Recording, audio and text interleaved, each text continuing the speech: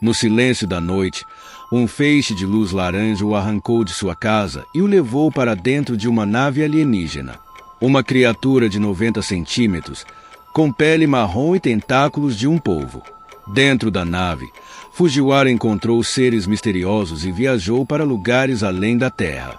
Mas ao retornar, ele se viu isolado, com uma verdade que ninguém mais poderia entender ou acreditar. O que realmente aconteceu naquela noite e por que a ciência nunca conseguiu explicar.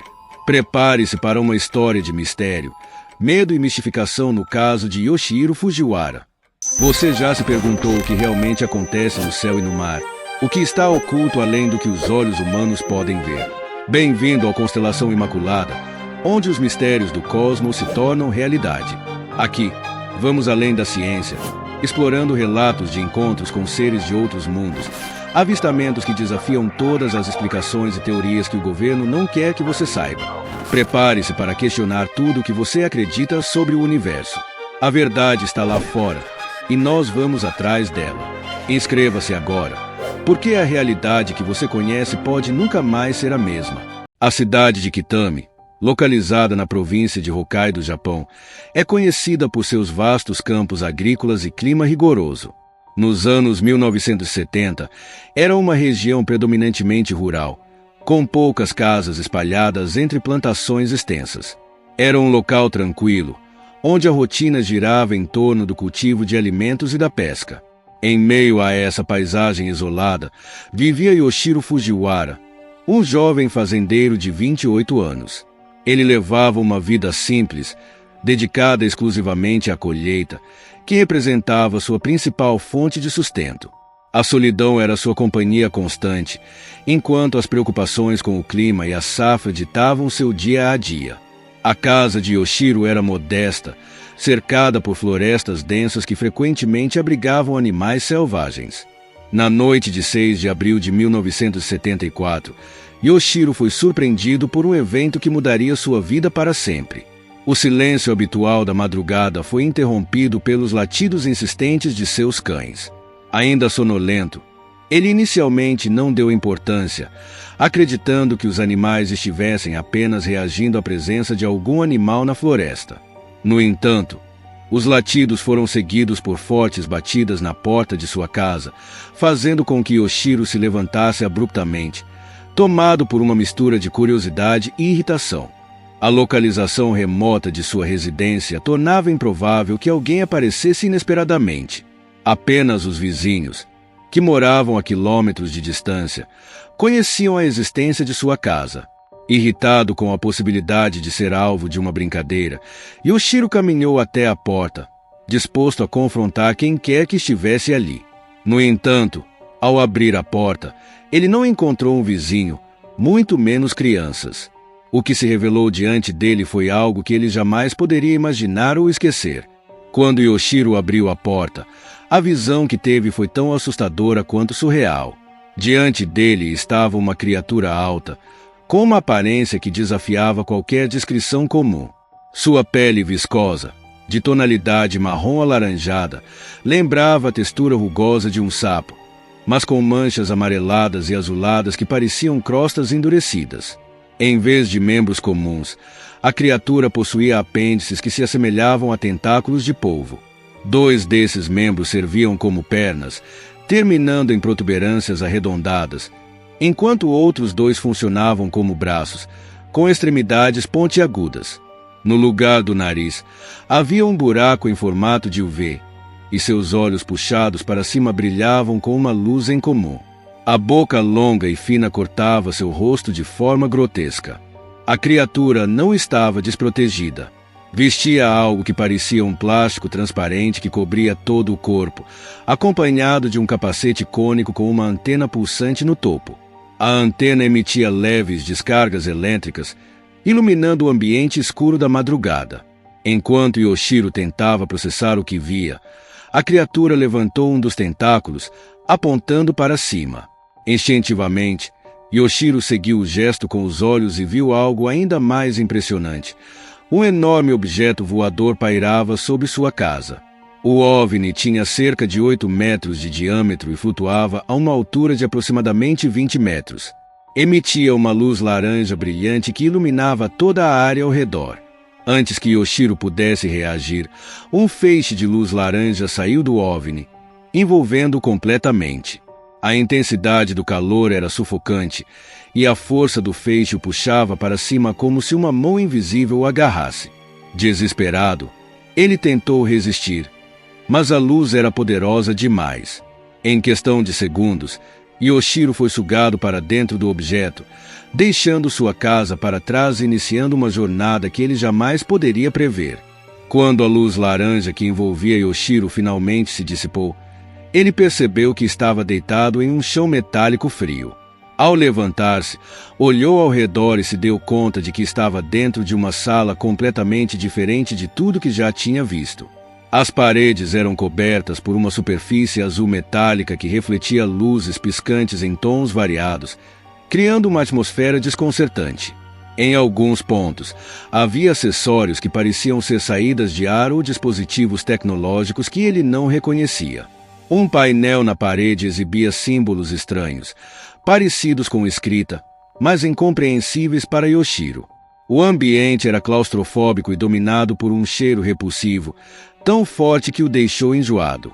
Movido pelo instinto, Yoshiro tentou explorar o lugar em busca de uma saída, mas rapidamente percebeu que não estava sozinho. Duas criaturas semelhantes à que havia encontrado em sua porta surgiram de um corredor. Embora seus movimentos fossem lentos, suas presenças eram ameaçadoras. Yoshiro tentou gritar e correr, mas sentiu-se paralisado, como se sua mente estivesse sendo invadida. Foi nesse momento que ele ouviu claramente uma voz, mas não vinda de suas bocas. Era uma comunicação direta em sua mente, uma espécie de telepatia. As palavras eram simples, sem perigo. Vamos soltá-lo perto de casa. Apesar dessa mensagem, o medo que dominava Yoshiro era insuportável. Mesmo ouvindo as palavras tranquilizadoras, Yoshiro tentou resistir. Lutando contra o terror e a sensação de controle mental, ele começou a correr por um dos corredores. Ao virar em uma esquina, viu uma escotilha parcialmente aberta. Sem pensar, jogou-se por ela, caindo em um espaço vazio que parecia ser uma saída. Sentiu o ar externo ao seu redor e subitamente percebeu que o OVNI havia descido até cerca de 10 metros do solo. Aproveitando a oportunidade, ele pulou, aterrissando com força no chão. Apesar das dores, levantou-se rapidamente e correu em direção à casa mais próxima para pedir ajuda. Após a fuga desesperada, Yoshiro alcançou a casa mais próxima, onde foi recebido por um casal que já o conhecia. Tremendo e com dificuldade para respirar, ele contou o que havia acontecido, embora suas palavras fossem confusas e fragmentadas. Os anfitriões, inicialmente céticos, ficaram intrigados com o estado de Yoshiro, especialmente quando ele percebeu que mais de 1 hora havia se passado desde o início do evento, mesmo que para ele, tudo parecesse ter durado apenas alguns minutos. Ainda abalado, Yoshiro retornou à sua casa ao amanhecer, onde tentaria organizar seus pensamentos e entender o que havia vivenciado. Menos de 24 horas após o ocorrido, Yoshiro começou a sentir sintomas estranhos. Uma dor excruciante tomou conta de seus ouvidos, acompanhada de uma sensação de queimação nas pontas dos dedos. Como se guiado por uma força desconhecida, pegou papel e lápis em um estado de transe. Começou a desenhar símbolos que jamais havia visto antes. As figuras geométricas e marcas intricadas não faziam sentido para ele, mas fluíam como se fossem ditadas por algo externo. Durante esse processo, Yoshiro relatou ouvir uma voz em sua mente dizendo: "Quando pousar na montanha, você embarcará." Ele não sabia se aquilo era uma ordem ou um convite, mas a curiosidade começou a se sobrepor ao medo. Nos dias que se seguiram, Yoshiro percebeu outras mudanças intrigantes. Objetos pequenos de metal, como colheres e pedaços de arame, começaram a se mover ligeiramente quando ele se concentrava neles. Ao mesmo tempo, ele sentia que conseguia captar pensamentos de outras pessoas ou até mesmo se comunicar mentalmente com as criaturas que encontrou. Essa descoberta o assustava, mas também o fascinava. Yoshiro sabia que sua vida nunca mais seria a mesma e que precisava entender a origem dessas habilidades que surgiram após o encontro inexplicável. 2 dias após o primeiro contato, Yoshiro decidiu seguir a mensagem telepática que recebeu. Convencido de que deveria ir à montanha Nikoro, ele convidou 2 amigos para acompanhá-lo até a base do local. Apesar de céticos, os amigos concordaram em ajudá-lo. Chegaram ao pé da montanha ao entardecer, e Yoshiro, seguindo as instruções que pareciam ecoar em sua mente, pediu que os amigos permanecessem ali enquanto ele subia sozinho até o pico. Quando alcançou o cume, deparou-se com o mesmo OVNI alaranjado que o havia abduzido dias antes. Dessa vez, ele não sentiu medo, apenas uma curiosa mistura de atração e resignação. Sem resistência, embarcou na nave. Dentro do OVNI, Yoshiro encontrou novamente as criaturas que pareciam esperar por ele. Durante essa viagem, ele relatou ter orbitado a Lua e a Terra em um percurso que durou cerca de 1 hora. Curiosamente, ele não se lembrava com clareza das conversas que teve com as criaturas, como se sua mente estivesse sendo manipulada para apagar determinados momentos. Ainda assim, ele descreveu uma sensação de tranquilidade e de que estava sendo guiado por algo maior, embora permanecesse incapaz de compreender completamente o propósito daquilo tudo. Em um encontro posterior, Yoshiro afirmou que as criaturas o levaram em uma jornada interplanetária. A nave viajou até Marte, Júpiter e finalmente Titã, a maior lua de Saturno. Ele descreveu a superfície de Titã como um lugar vasto e árido, coberto por uma estranha neblina alaranjada. Durante a parada, uma das criaturas recolheu uma pedra da superfície e a entregou a Yoshiro como uma lembrança. Cheio de expectativa, ele levou o artefato para cientistas da Universidade de Kitami, esperando que validassem sua experiência. No entanto, após análises, foi concluído que a pedra era similar às encontradas na Terra, o que enfraqueceu a credibilidade de sua história na opinião pública. Após os relatos de suas viagens interplanetárias e a divulgação da análise da pedra, a história de Yoshiro Fujiwara se espalhou rapidamente pela mídia japonesa. Enquanto alguns ficaram intrigados com o caso, outros o ridicularizaram, chamando de mentiroso ou de alguém em busca de atenção. Os resultados inconclusivos da análise científica da pedra de Titã deram força aos céticos, que usaram isso como prova de que sua história não passava de uma invenção. Apesar do julgamento público, Yoshiro manteve sua postura, insistindo que cada detalhe do que havia contado era verdadeiro. Yoshiro tornou-se alvo de piadas na região onde vivia, o que o isolou ainda mais. Vizinhos e conhecidos evitavam falar com ele, e muitos passaram a vê-lo como uma figura excêntrica ou perturbada. Entretanto, ele nunca tentou mudar de casa ou fugir das críticas. Pelo contrário, enfrentava os comentários negativos com calma, alegando que aqueles que zombavam dele simplesmente não entendiam a grandiosidade do que ele havia vivenciado. Para ele, era mais importante manter a verdade sobre sua experiência do que agradar aos céticos. Apesar do ceticismo, o caso de Yoshiro encontrou apoio entre alguns estudiosos da ufologia, que consideravam seus relatos consistentes com outras histórias de abduções extraterrestres. Esses pesquisadores argumentavam que os sintomas pós-abdução, como a perda de tempo percebido e as habilidades psíquicas, eram comuns em casos semelhantes ao redor do mundo. Para esses ufólogos, a ridicularização de Yoshiro era mais um reflexo do medo coletivo em aceitar a possibilidade de vida extraterrestre. Assim, sua história começou a ser documentada em círculos especializados, garantindo que seu relato não fosse completamente esquecido. Com o passar do tempo, Yoshiro começou a fazer declarações ainda mais extraordinárias, alegando ter se tornado o porta-voz da União Espacial de Chamadas, uma organização que, segundo ele, era composta por seres interplanetários dedicados à manutenção do equilíbrio cósmico. Embora nunca tenha explicado claramente o propósito de seu cargo ou as responsabilidades associadas a ele, Yoshiro insistia que havia sido escolhido pelas criaturas para desempenhar um papel crucial na preservação da vida no planeta Terra. Além disso, Yoshiro afirmou possuir acesso a 3 OVNIs estacionados em uma área remota na montanha de Hidak. Segundo ele, essas naves tinham capacidades tecnológicas avançadas, incluindo a habilidade de prevenir desastres naturais. Ele descrevia, por exemplo, como os OVNIs poderiam desativar erupções vulcânicas jogando rochas dentro dos vulcões antes que entrassem em atividade. Essas alegações, embora fascinantes, foram recebidas com ainda mais ceticismo e descrença por parte do público e da mídia. Entre as habilidades que Yoshiro dizia ter adquirido, a mais impressionante era o teletransporte astral. Ele afirmou ser capaz de viajar milhões de anos-luz em questão de minutos, descrevendo em detalhes como sua consciência se desprendia de seu corpo físico para alcançar lugares distantes no universo. Como exemplo, ele contou que poderia visitar uma estrela localizada a 250 milhões de anos-luz em apenas 6 minutos.